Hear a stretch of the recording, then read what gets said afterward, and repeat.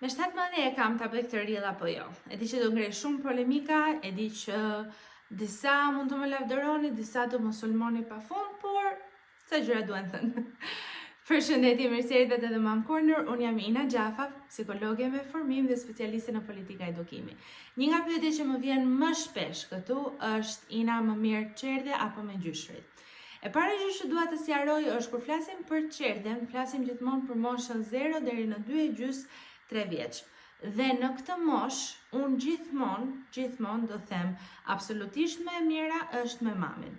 Jo gjithmonë arrihet, patjetër jo gjithmonë arrihet, sepse varet gjithmonë nga kushtet personale të secilës familje. Opsioni i dytë më i mirë, dhe nëse e kemi mundësinë, do të thosha janë gjyshrit.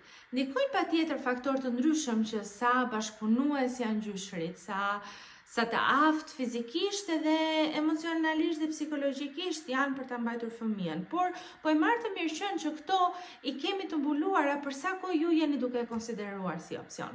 Nga ana zhvillimore do shkoja gjithmonë me gjyshrit. Pse? Sepse 0 deri në 3 vjeç, gjëja kryesore për të cilën fëmia ka nevojë është në fakt siguria, prezenca e një personi, e një figure kryesore të atashimit dhe vëmendja e tyre në mënyrë të pandarë.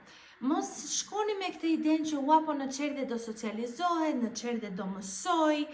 Nëse fëmia nuk ndihet i sigurt, pra nuk e ka atë sigurinë fizike të personit që ka një atashim të fortë pranë dhe nuk e ka vëmendjen, nuk mëson dot, nuk socializohet dot. Për më tepër, socializimi në këto 3 vitet e para bëhet vetëm 1 me pikërisht me këtë figurë kryesore të atashimit. Deri në 3 vjeç, fëmijët mund të bëjnë atë që quhet lojë paralele. Pra ti je aty, unë jam këtu, ne luajmë të dy në të njëjtin ambient, por jo domosdoshmërisht të ndërveprojmë dhe të mësojmë aftësitë sociale nga njëri tjetri. Në këtë moshë, ata aftësitë sociale i marrin gjithmonë nga ne, nga më të rriturit në jetën e tyre që i kanë pranë.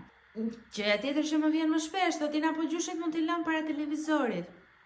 Prandaj thash, është shumë e rëndësishme që t'i kemi bashkëpunues dhe që neve të vendosim disa rregulla të përbashkëta që janë në më të mirën të fëmijës.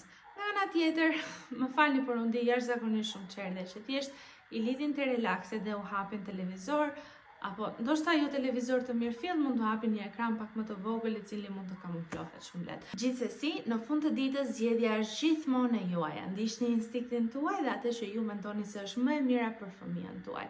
Unë jam këtu thjesht për të ndarë mendimin tim dhe ato pak gjëra që di lidhur nga eksperienca dhe nga profesioni im. Ju përshëndes.